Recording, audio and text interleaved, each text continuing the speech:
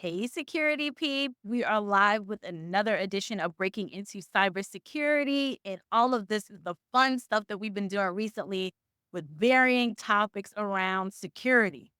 My name is Renee Small. I'm your cybersecurity super recruiter and talent management expert, helping awesome leaders hire great talent. And I am here with a phenomenal guest, the Heather Hinton. Say hi, everybody, Heather.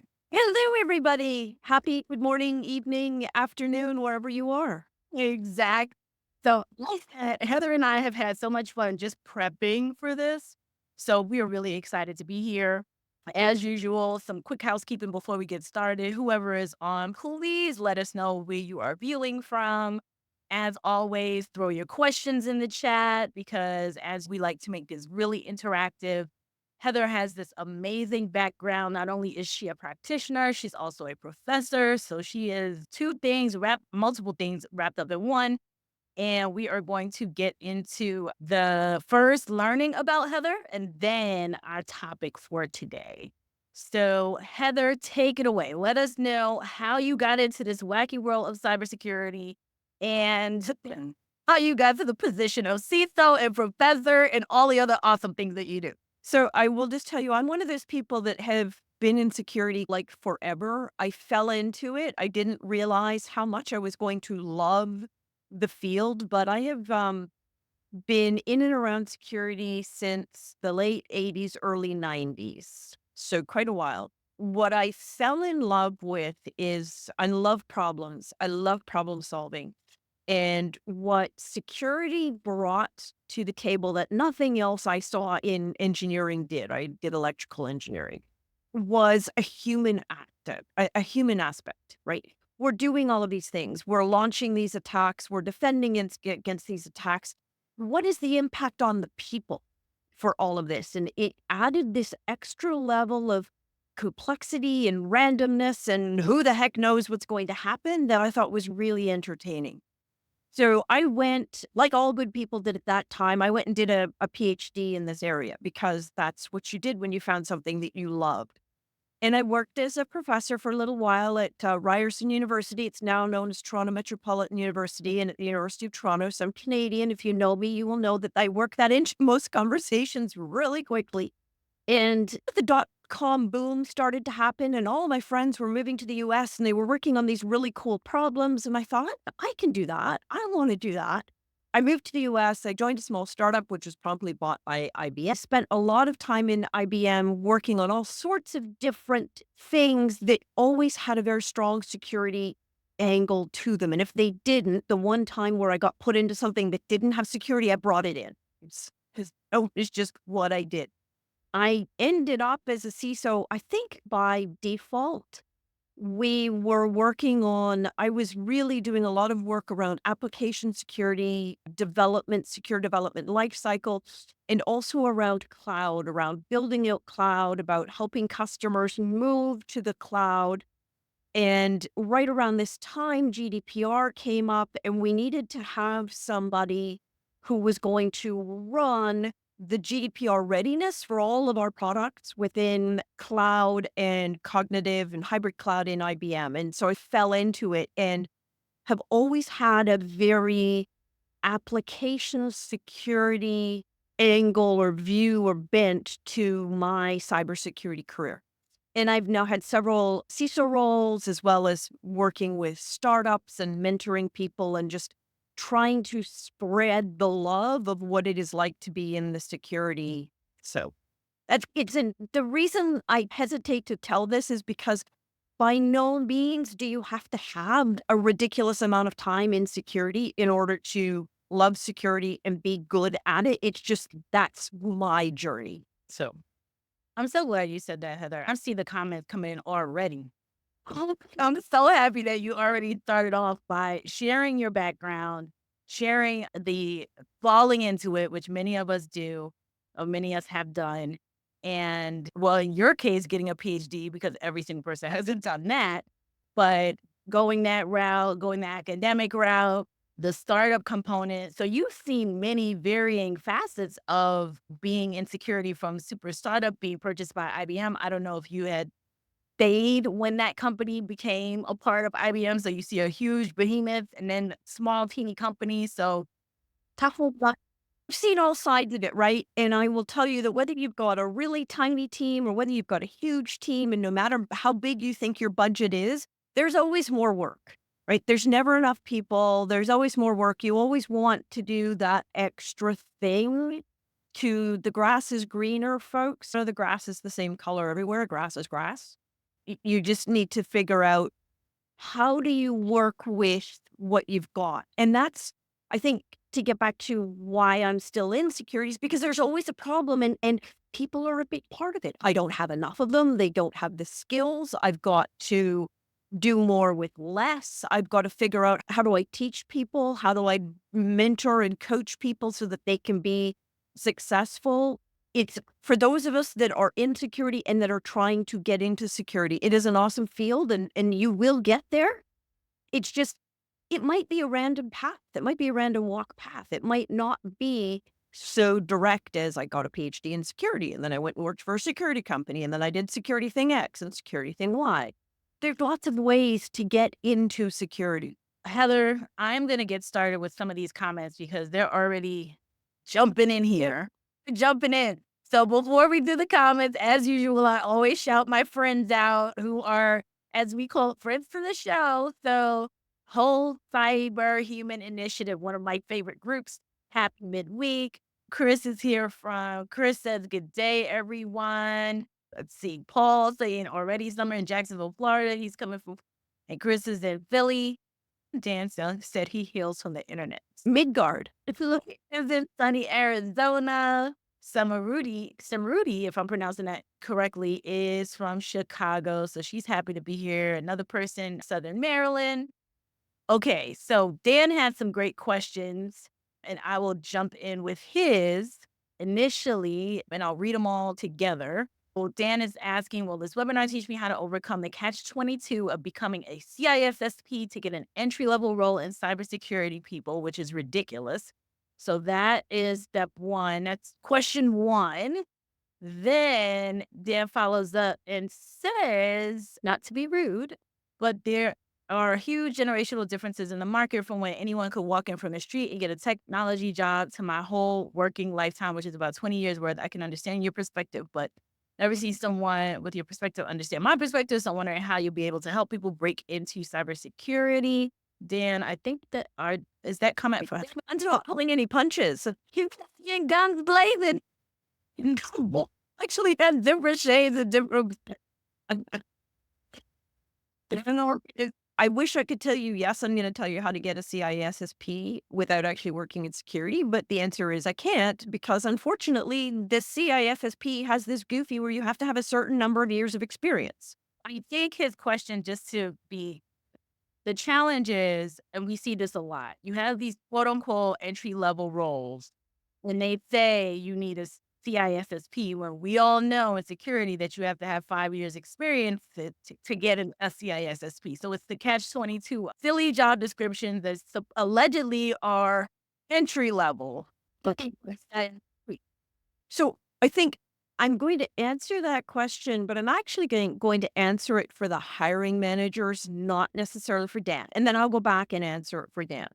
But as hiring managers, right, it's really tempting to go for the Goldilocks candidate, right? That third bear, not, it's like the porridge. It's not too cold. It's not too hot. It's just right.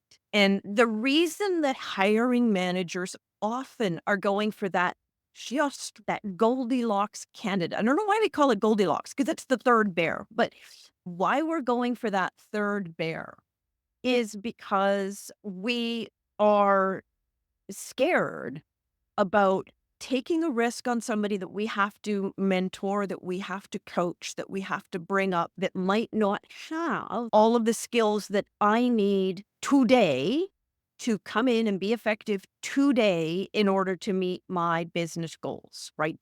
And I'm just being super transparent, right? We are being measured and we've got all of these things we've got to do. This is an excuse. I'm not asking for pity, but I'm just saying that this is how we are approaching the problem. And so how do you as a candidate help me get past that, I think is the right way to phrase the conversation. For me, I want people that know how to think, that know how to problem solve, that understand the meaning of the word capricious.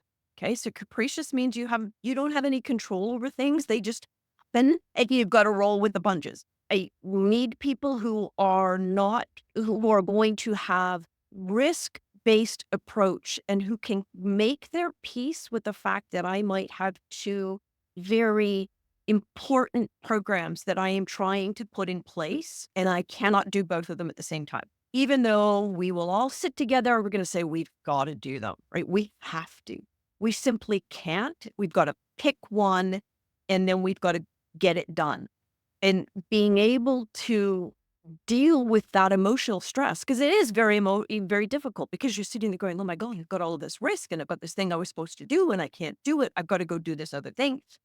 Being able to roll with those punches and bring in the problem solving and the thinking that I need. And then being, we've all heard this phrase, it died down for a while. I hope it comes back, but being a lifelong learner, somebody who knows how to think and how to problem solve and has the basics in security, I will take a risk on that person. And my challenge is to hiring managers, take more risks on those people because when you mentor somebody, when you bring them up and give them the experience to fill in the gaps with what they've got from their Udemy courses or their LinkedIn learning or whatever, you're going to have somebody who's going to be super effective. I think the way to get to break past the idea that people are looking for Goldilocks, one, play to your strengths. If you're really good at development, then play to those development strengths and then bring security into development. If you're really good at managing AWS or if you're really good at Kubernetes, bring security into that. Find what you are good at and then add security to that. Then the reality is, I'm talking a lot and I'm sorry because there's so much to tell candidates. There are so many people applying for roles. It's crazy. I would hate to be having to break in from the beginning now. And so this is where I'm going to say network.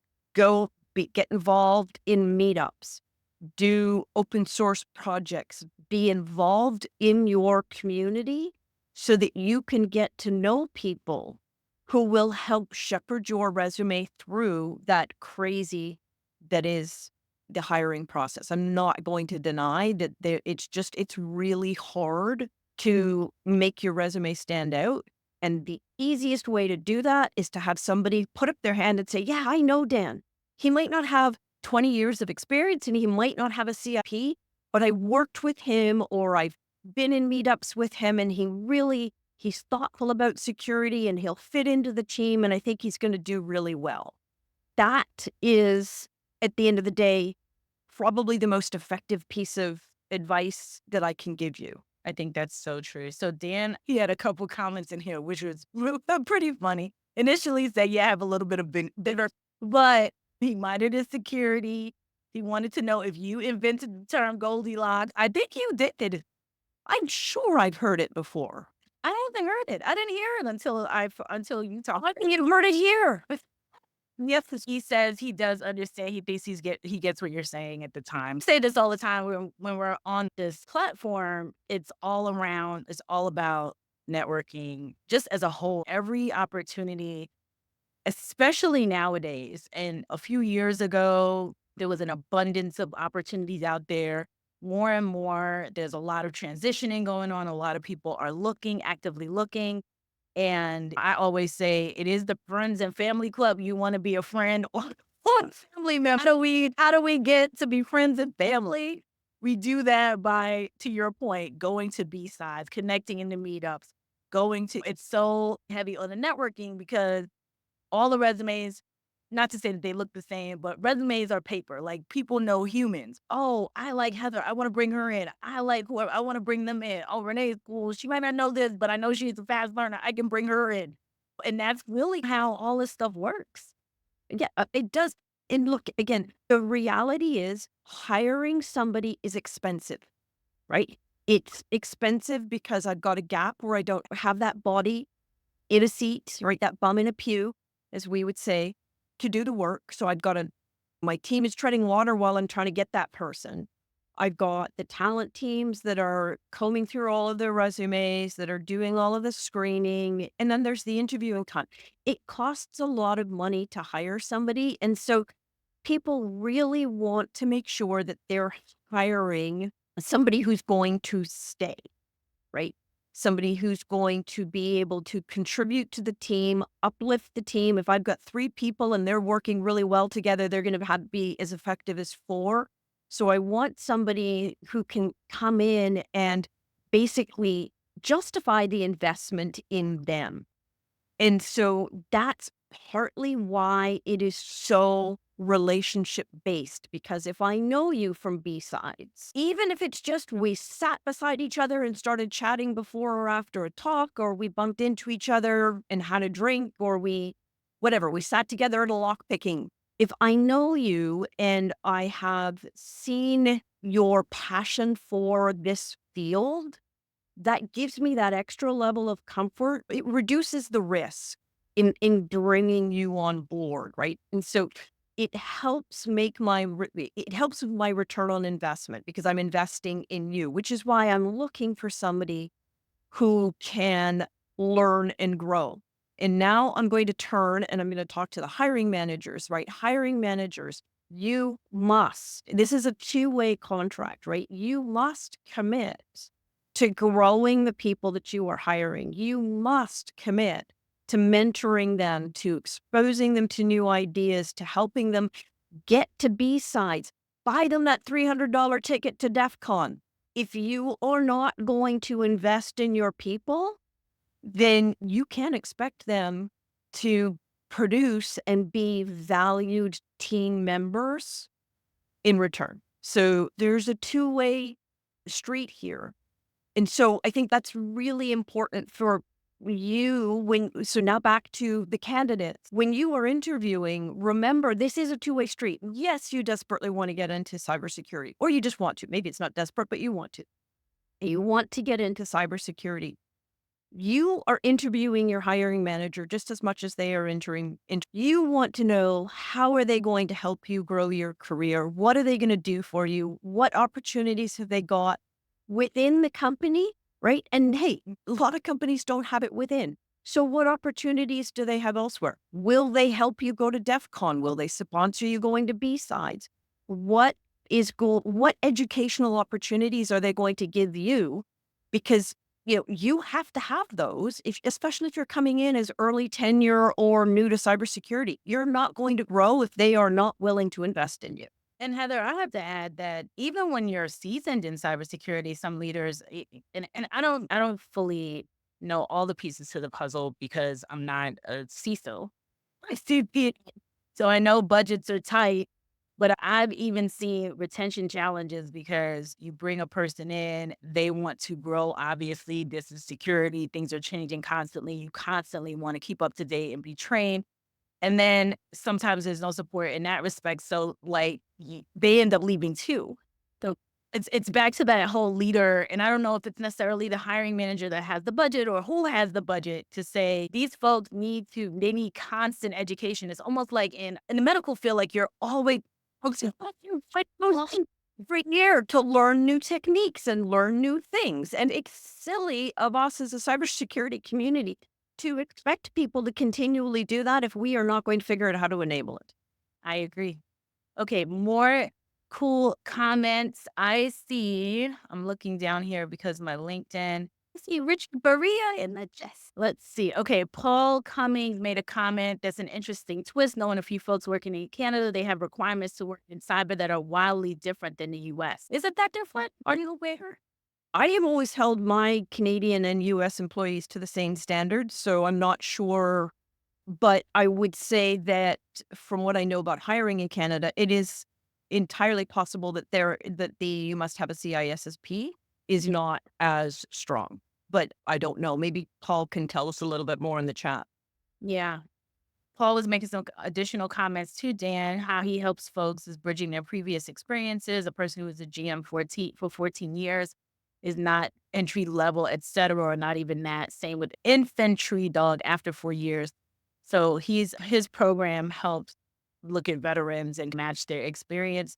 Leighton has an awesome program too, where he is getting folks to get real hands-on experience. So that whole catch-22 when we're all coming out either of college or wherever, you need the experience to get the job, but then you need the job to get the experience. He has a program that he's working with that also does that. Okay, let's go down here. And to that point, things like if you are already employed as a developer, start pivoting and reach out to the security team and talk to them, ask if you can be a part of reviews, start to build those relationships and start to see how you can pivot within your existing company. Now, if you're not in that role, I get that it's harder. But if you are already working in a technical role, figure out how to be the security liaison to the security team so that you can start building that. Because then now you've got that network, you've got the relationships, and you've got something you can stick onto your CV. Exactly. Say it loud for the people in the back. We talk about this all the time when you're internal. Beg, please do whatever you need to connect with the security team because then they'll bring you into security. That's how I got into security. I was the HR person supporting security. I was with them so much. They saw the other skills that I brought to the table and they were like, you should come over here and do some work with us. And I ended up over there. As a hiring manager, so one of the things that we didn't really talk about, but the security is a team sport. Over and over again, we hear that it's a team sport. And I think it's changing a little bit, but a lot of times you hear security is the department of no. As a security community, we're trying to change that, right? I really like it. We're going to be okay. We're going to be yes and. Not no, you can't take the car out at 16 years old with 3 other buddies on a Friday night. Yes, you can take the car out, but I'm going to put the GPS tracker on and you have to be home by 10 o'clock and you can't speed. And I'm going to give you permission to do it, but I'm going to give you guardrails and ways to do this securely. If you have been in a role and you have been reaching out to security and you have building those relationships, one of the things that tells me is that you are going to be able to help me communicate those guardrails to the rest of the community in a way that makes sense, right? Because you will have learned how to have that conversation, right? When security says, I'm not really sure about it, you can say, okay, but here's why. And so I think this gets to something that Paul was asking a little bit about. He's talking about they've got people who already have those business skills and those transparent soft skills. I got to tell you, Paul, those are actually the first things that I look for because those are the things where if you don't have them, it's really tough to acquire those on the job. But if you've got those softer skills and a basic knowledge of security, you figured out how to drink enough coffee to stay awake and read the CISSP handbook, my hat is off to you. You've got that basic knowledge and then those soft skills. I can work with that. I can work with you to uplift you to do that. And I can get you to help me be that department of yes and, right? And you don't have to be like a principal engineer to help with yes and. You can be 1 or 2 years in. And if you're able to help me have that conversation with your peers in other organizations, that's huge. And you're going to, by the way, ratchet up. You're going to be promoted up pretty quickly because that's the thing that we are starting to look for more and more is how do we have that influence across a company? And to go back to to read your question, to read Yeah. Paul's question, because we also turn this into an audio. Paul's question, to build from Dan's question, for those that are seasoned in another industry, what would your path or trajectory be, being they already have subliminal business skills and transparent soft skills? So that was the question that Paul had. Okay. Dan wants to know, why is there such an overlap of lock picking and security? That's an excellent. I think because lock picking is fun. It's problem solving, right? And that's what security is. It's problem solving. Yep. Simruti, and please let me know if I'm pronouncing that correctly, wants to know, how does a resume get parsed? Is there a software such as an applicant tracking system to select and reject the resumes? And if I can jump in on that, if Because I'm pretty sure whereas you know more about that than I do. most of the time, yes, if it's a large company, actually most companies nowadays have what's called an applicant tracking system. So when you submit your resume into, sometimes you'll see it, it'll say like Workday or Greenhouse or something when you actually click into the job description where you click to post your resume. And what a lot of these applicant tracking systems do is they will rank your resume to the job. So sometimes a manager won't even see your resume. If there's hundreds of resumes that come through, it'll rank like the top 10, or it'll say this is this person's resume is 95% of a fit. So if a manager has 10 or 15, 95% of a fit resume, they're not going to look at the one that said 60% or 50%. Occasionally, we will get a manager that wants to look at everything, but that's few and far between, especially when it's a lot of resumes and a role they want to fill pretty quickly. So that's how that works. Then from a parsing perspective, they do like a keyword search. They typically, most of the time it's a keyword search. So making sure, looking at the phrases based on what the job description says. So like when Dan says that the job description is asking for a CISSP and your resume doesn't have a CISSP on it, it'll get bumped down. So that's like how it works. Yeah. But and so this is why it's really critical for okay, so hiring managers got to be really smart with how you are putting together your job description because that is going to be the parameters that are going to be used by your talent team or whomever to help you find somebody who's a good fit. Now, candidates, don't use the same CV with every single job, right? Tailor your CV. Go look at what they're asking for. Look at required skills and nice to have skills.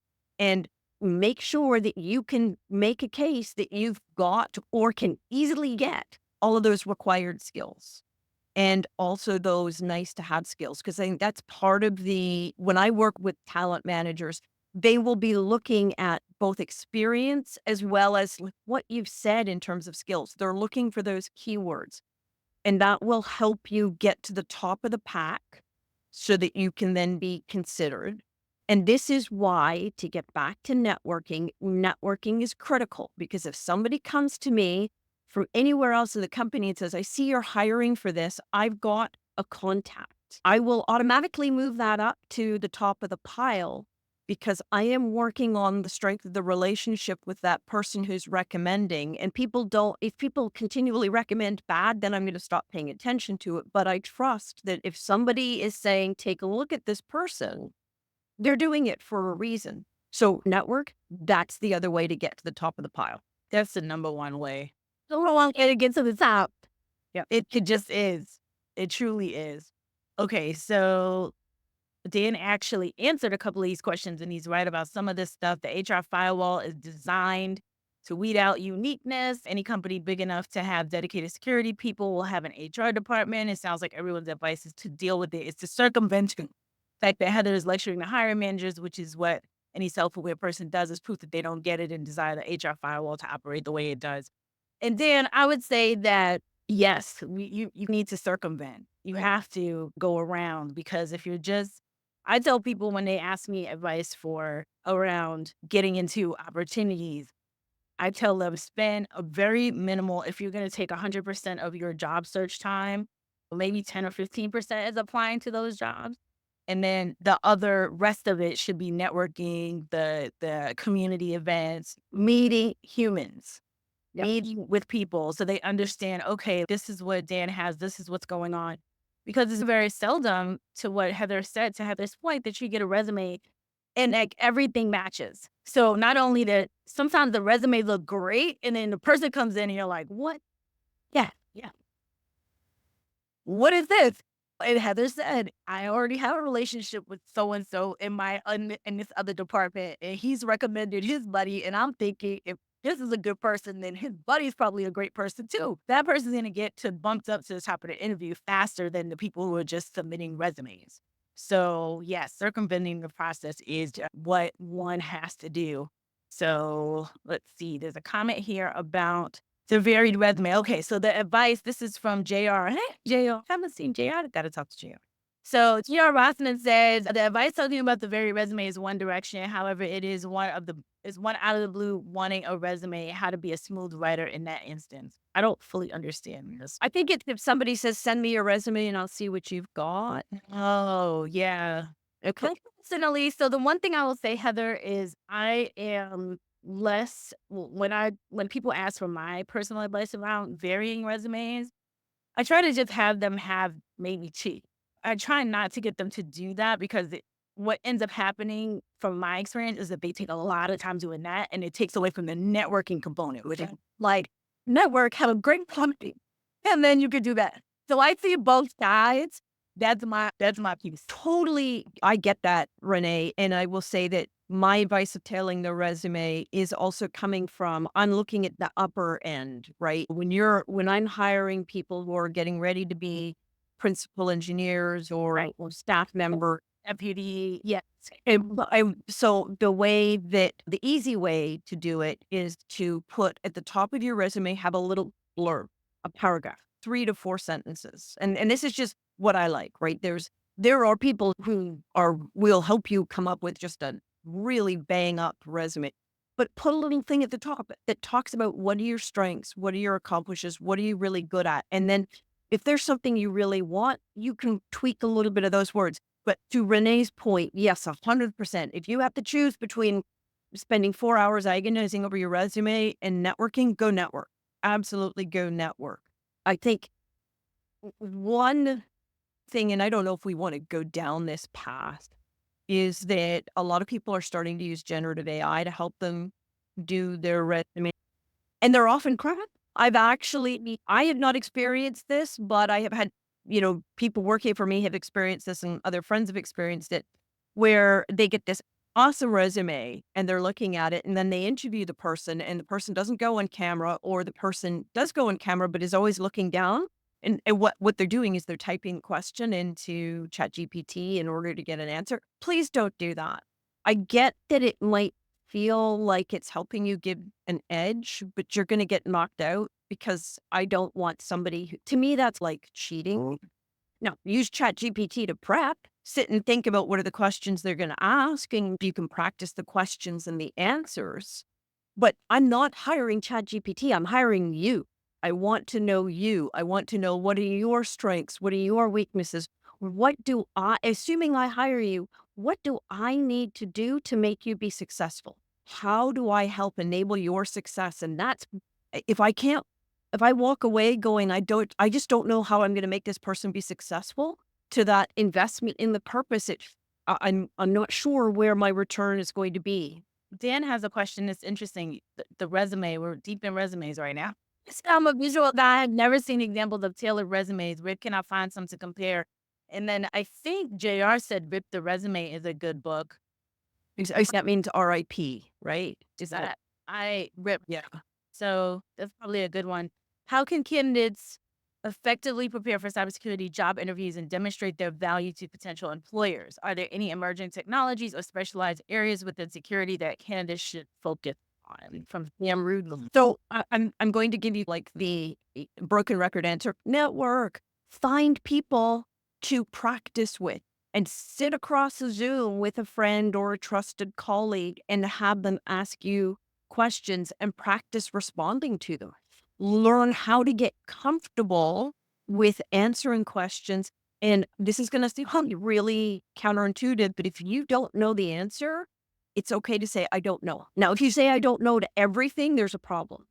But don't make things up and go down a path where all of a sudden you're totally lost and you have no idea how to get there. That's why practice is really important because practice gives you the ability to take a deep breath, think about the answer, and then give a measured response. Practicing this with other people, find a buddy who's also looking to get hired and do practice sessions with each other. If you're working with a recruiter, have the recruiter help you with this. Sorry, Renee, if I'm throwing you out, everybody will ask me to help with this. Emerging tech or specialized areas within cybersecurity. Obviously, everybody and their brother wants somebody with 10 years of generative AI experience, right? 10 years. I did that on purpose. I mentioned there's a resume. I mentioned there's a job description that does show that. Sure. There are lots Cybersecurity is such a big space. The areas where I will answer it this way, the areas where I always struggle to find people who have the skills I need are around secure architecture and then risk-based thinking for sort of compliance and risk management. I think the risk and compliance management is because it can be viewed as very dry. And people just don't want to go in there because they think, oh, I'm going to go and my job is going to be show me your list of users. When were they last revalidated? Was this user onboarded properly? And it sounds like it's really boring. It can actually be super exciting because you can find trends in a company and then work with the teams on how to fix them. But that audit compliance risk thing doesn't tend to grab people who want to code or who want to go and have this idea of attacking and defending. And the other area where I struggle finding people is secure architects, architects who understand how do I build a product, software application, whether it's monolithic, whether it's containerized, microservices, don't care, and who can help think about the threats. Where is this thing going to fall apart? That is a skill that comes with time, but I think that for people who are new in their careers, because microservices and containerized thinking in the grand scheme of things is still pretty new, that's an area where you can build out a specialty that will help get you noticed. Now, that's only for the kind of that subset of roles. But again, network. Go to B-sides and figure out what people are looking for. Check out the work with your recruiter. Find out what people are looking for. And by the way, sit down and look at cybersecurity and figure out, what do you love? Cybersecurity is an awesome field. If you end up in a part of it that you hate, you're not going to be happy. So sit down and think about what it is that you love, because that passion will come through, by the way, when you're interviewing. Oh my God, that's such a good point, Heather. Think about the areas that you already love outside of even security. So I'll give my own example because I love recruiting. I love talking to people. I love understanding people's backgrounds and all of that stuff. And when I went into security and I did some work I was pretty much the leader's chief of staff, so to speak, run both these varying things.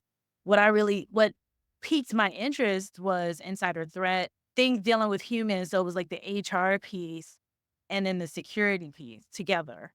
So think about things that you're just interested in. And I would say even search it, like Google it or DuckDuckGo, whatever, like whatever your thing is, and then add in security and see if there's some kind of mesh, something that is exciting, it's something you love, like Heather said, and see if there's something where you could go deeper down a rabbit hole. Because I didn't know there was an insider threat certificate, like Right. got certified and all these various, I had no idea.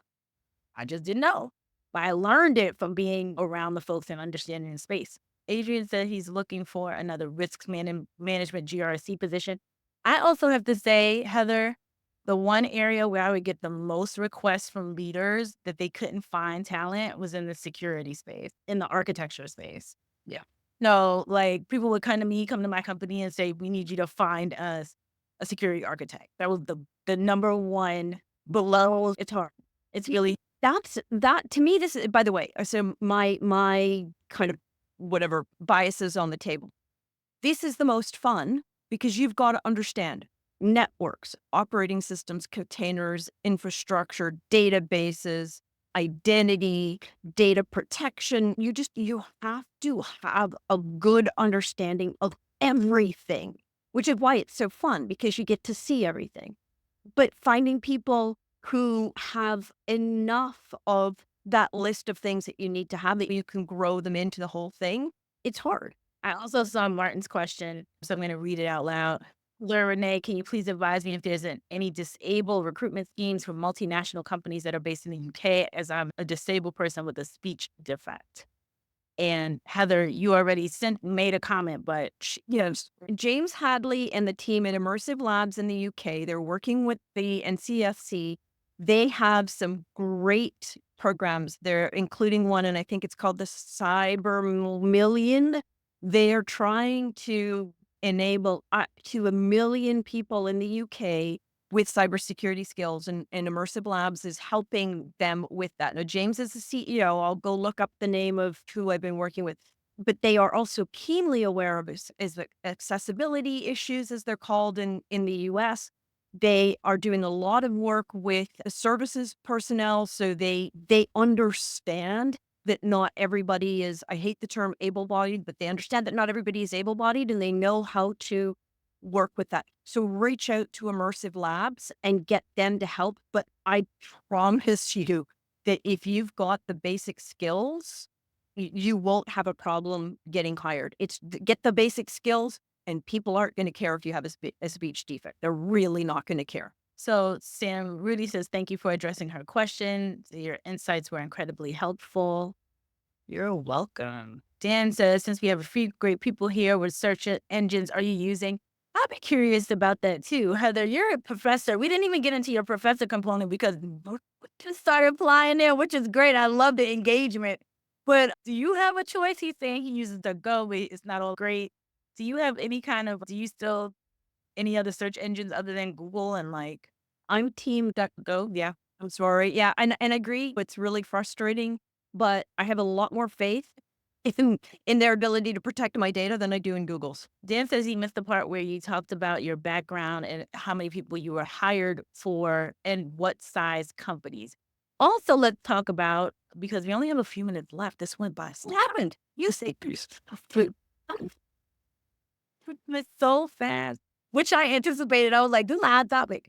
So Dan wanted to know about your background with the amount of people, and I want you to talk about like your experience as a professor because it's so important to have that both of the academic component. You're teaching a group of new students that are learning, any kind of research that you yourself are doing if you're still doing it, and then also to answer his question. Sure. So let me do this circular. I teach right now at the Harvard Extension School, at part of continuing education at Harvard University here in Boston. The reason I do this is this gets back to what I was saying at the very beginning is I want people who know how to think. I want people who know how to think critically and how to learn. And I'm just, we don't, we as a community educational system, we don't do a good enough job in teaching people how to think, right? We teach them how to solve a mathematical problem or how to do things that quite frankly are really easy to mark and grade. But we don't do a good job in teaching critical thinking and problem solving. So that's why I went back into teaching because I really want to teach to help people learn those skills. I find it fascinating because the people that I'm teaching are, for the most part, well into their careers. I don't get very many people who are, straight out of school. And even well into their careers, we're having to work on how do we read this, understand what the problem is, figure out how to deal with it. How do we balance the risks? How do we deal with all of these sorts of things? That speaks to, and the reason I wanted to do that, because in the course of hiring, and I've probably hired about 50 people over my career, which isn't all that many, but for me directly, that's pretty significant. I've hired within IBM, 100,000 plus employee companies. And then I've hired in companies that are typically like in the 1,000 to 3,000. So not super small, but what you would call mid-size. It's actually easier. I found it easier in the smaller companies to hire because I had direct line of sight to my talent team. I could sit and talk to the talent team about what it was that we were looking for and the characteristics. So when they were screening, they could help screen for things where they would come and say, take a look at this one. It might not look like it, but I had a phone call with them and I think that I think they've got what you're looking for. They're in the smaller to mid-size, so big enough to have an HR team with talent acquisition, but small enough that I can have a relationship with one or maybe two recruiters. There, it's a lot easier for me because I get to circumvent what they called the HR firewall. But again, regardless of any of that, if somebody else came and said, take a look at this resume, I always looked at it. Always. And so it gets back to where we opened, repeat network. That's the easiest way to do it. I think Look, I think that the job market, period, is harder than it was when we were having that whatever's the great resignation and everybody was resigning because they were going somewhere else. That was an aberration. It's still way better than it was after the dot-com bust. So let's just take a deep breath. It is hard, but it's not impossible. And sometimes the path that you will take, it will be a random walk. It might not look like that this job here is going to get you into cybersecurity, but take it, be open, be curious, work with other people, and start building those skills, and then build yourself that random path that gets you where you're going. Because, by the way, that random path can actually be a whole heck of a lot of fun. So true. So very true. Actually, you answered Rudy's question, I think. I want to know how's the job market doing right now for cybersecurity. I'm hearing things like it's very hard to find jobs now. I find myself having a very hard time finding a job and getting calls from recruiters over the months. So you pretty much answered most of that. I could chime in too. It is definitely not like it was during the Great Resignation, during COVID, especially when there was an influx of a need for security professionals because everyone was at home with a laptop. So a lot of hiring happened then. And I think right now it's a little bit like a reset. I had someone on last week or 2 weeks ago, Nick, I think his last name is Pitts, if I'm pronouncing it correctly, and we talked a little bit about this, like the hype cycle. Even when security is, like, it's leveling out. It's not what it was in terms of hiring as in 2 years ago, 3 years ago, when it was this big, huge boom and rush to hire security professionals. So it is more difficult. It definitely is more difficult. And I think to Heather's point, what she's saying is, if I could reiterate, look at something peripheral, like wherever else is actively, where hiring is actively happening. That's one of the things that I tend to just take a look at job boards as a whole, LinkedIn, different, to see who's hiring who's hiring what types of skill sets, and if your skill can fit into some of these other positions. And then when you get your foot in the door, then you could pivot over to cyber. Heather, it is 1 minute. What? Oh my goodness. So, any final thoughts? I knew this was going to be amazing. As soon as you said the Goldilocks candidate, I was like, yes, this is going to be fantastic. Thank you so much. So, before you wrap, I am going to say any final thoughts before we wrap, and then I'll say my last. Yeah, I think, look, my advice to people who are looking is you don't have to be the Goldilocks candidate, right? But you do need to be able to demonstrate passion for security, problem solving skills, all of those soft skills that are going to give you that edge. You can hone those soft skills by going in networking, going to meetups, B-sides, DEF CON, whatever it is, getting involved in open source in the community. Those are where you're going to demonstrate and build the networks that are going to help you get the foot in the door. And then when you get that interview, practice, right? You practice problem sets before you took an exam in university. Practice interviewing. Get people to help you with that as well. Prepare for that by live fire practice. And then just be patient. You will get there. The cybersecurity field is awesome. And when you get there, it's going to be an awesome thing for you. That's such great advice. And I'm curious about, before we jump off, to the folks in the chat, have you all had practice sessions? Are there practice sessions going on? I'm wondering if that's something that I should go- start something going and have like group practice in regards to interviewing skills and things like that. So let me know. Coco is saying, thank you so much for the valuable information. Thank you, Coco, for coming. Thank you, everyone, for coming. I said before, you all make this podcast and live stream so much fun when you come in with your passion and your questions. And all the guests say this, they want to come back because it's such a lively discussion always. So thank you all that have participated today, that keep coming back. I appreciate you. We appreciate you. And look forward to more fascinating people like Heather coming on the podcast and LinkedIn Live soon. Take care, everybody. Bye.